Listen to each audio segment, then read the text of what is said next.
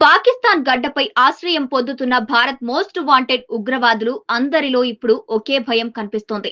ఎప్పుడు, ఎక్కడ, ఎవరు వచ్చి కాల్ చేస్తారు అనే టెన్షన్ వారిని వెంటాడుతోంది.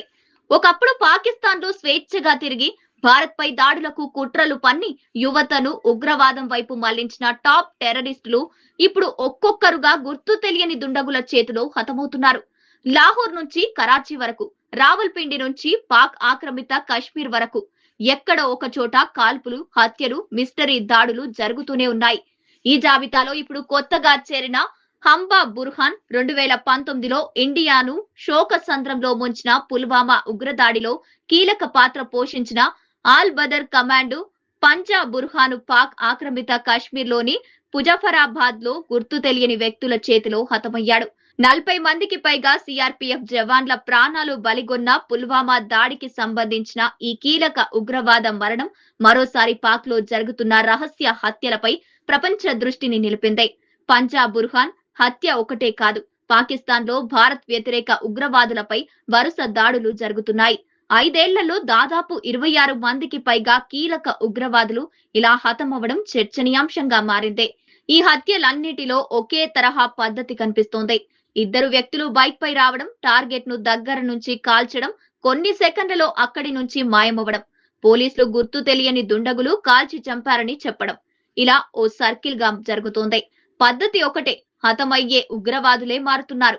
అయితే భారీ ఉగ్రవాద నెట్వర్క్ ఉన్న దాయాది దేశంలో ఇలాంటి హత్యలు వరుసగా జరుగుతుండటం పాక్ భద్రతా వ్యవస్థపై కూడా ప్రశ్నలు లేవనెత్తుతోంది.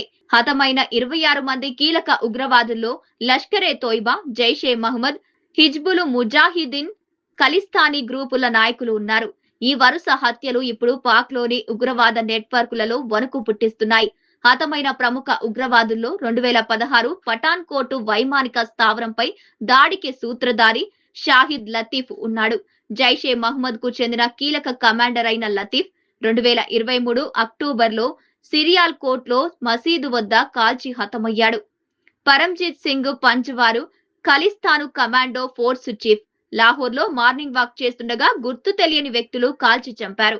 అబూ కతాలు అలియాసు కతాల్ సింధి లష్కరే తోయిబా కీలక కమాండర్ పాక్ ఆక్రమిత కశ్మీర్ లో ప్రార్థనలు చేస్తుండగా కాల్పులకు గురయ్యాడు.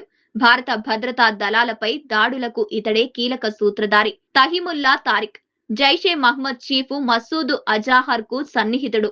భారత వ్యతిరేక ప్రసంగాలతో పాక్ లో ప్రసిద్ధి చెందాడు. కరాచీలో హతమయ్యాడు. జాహూర్ ఇబ్రహీం 1999లో ఇండియన్ ఎయిర్ లైన్స్ IC-814 విమాన హైజాకింగ్ కేసులో కీలక నిందితుడు. 2023లో కరాచీలో గుర్తు తెలియని వ్యక్తులు కాల్పుల్లో చనిపోయాడు. అమీర్ సర్ఫరాజ్ లష్కరే తోయిబా వ్యవస్థాపకుడు. రఫీజ్ సాయిద్ కు సన్నిహితుడు. లాహోర్ లో హత్యకు గురయ్యాడు. ఖ్వాజా షాహిద్ జమ్మూలోని పుజ్వాను ఆర్మీ క్యాంపుపై దాడికి సూత్రధారి. పాక్ ఆక్రమిత కశ్మీర్ లో కిడ్నాప్ కు గురయ్యాడు. ఆ తర్వాత అతడి మృతదేహాన్ని పోలీసులు గుర్తించారు. మౌలానా జియావుర్ రెహమాన్ లష్కరే తోయిబా ఉగ్రవాది. కరాచీలో బైక్ పై వచ్చిన ఇద్దరు వ్యక్తులు దగ్గర నుంచి కాల్చి చంపారు.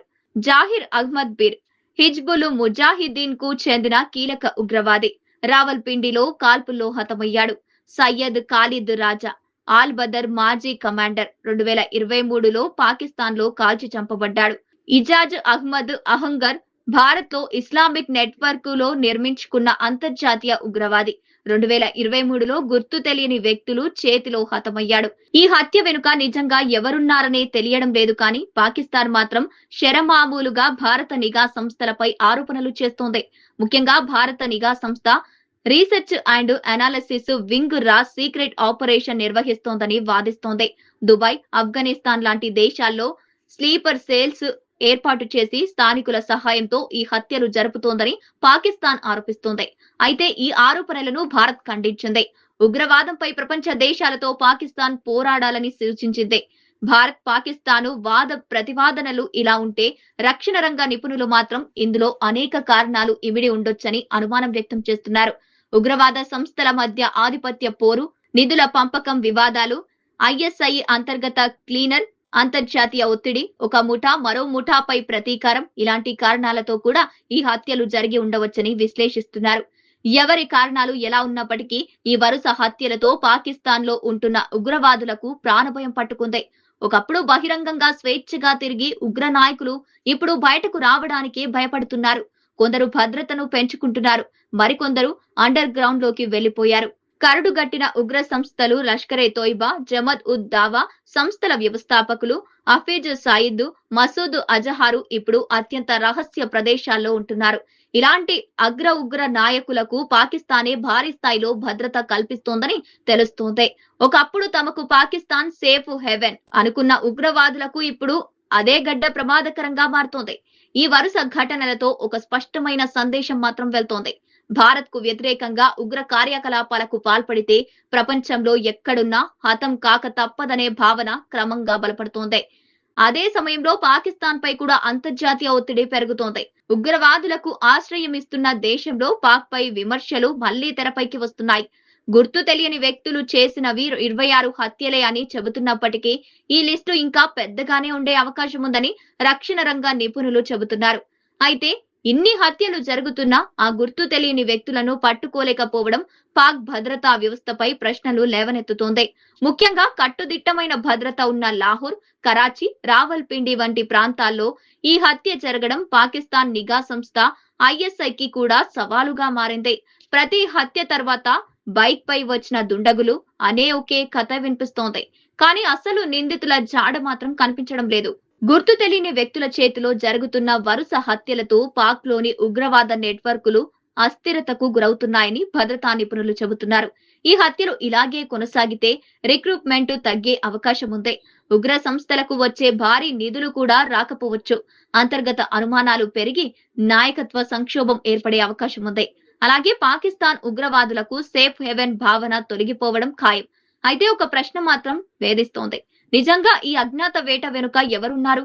భారత్ నిఘా సంస్థల, ఉగ్రవాద ముఠాల అంతర్గత పోరా, లేక పాక్ వ్యవస్థలోని అంతర్గత క్లీనప్ ఆపరేషనా అన్నది ఇప్పుడు మిస్టరీగానే ఉంది. కానీ ఒక విషయం మాత్రం స్పష్టంగా కనిపిస్తోంది. ఒకప్పుడు పాకిస్తాన్ లో భద్రంగా ఉన్నామని భావించిన భారత్ మోస్ట్ వాంటెడ్ ఉగ్రవాదులు ఇప్పుడు ప్రాణభయంతో వణికిపోతున్నారు. తెలియని తుపాకీ గురి ఎప్పుడు ఎవరిపై పడుతుందోనన్న భయం వెంటాడుతోంది. పాక్ లోని ఈ మిస్టరీ కిల్ ట్రయల్ తదుపరి టార్గెట్ ఎవరోనని ప్రపంచం ప్రతిరోజు ఆసక్తిగా చూస్తోంది.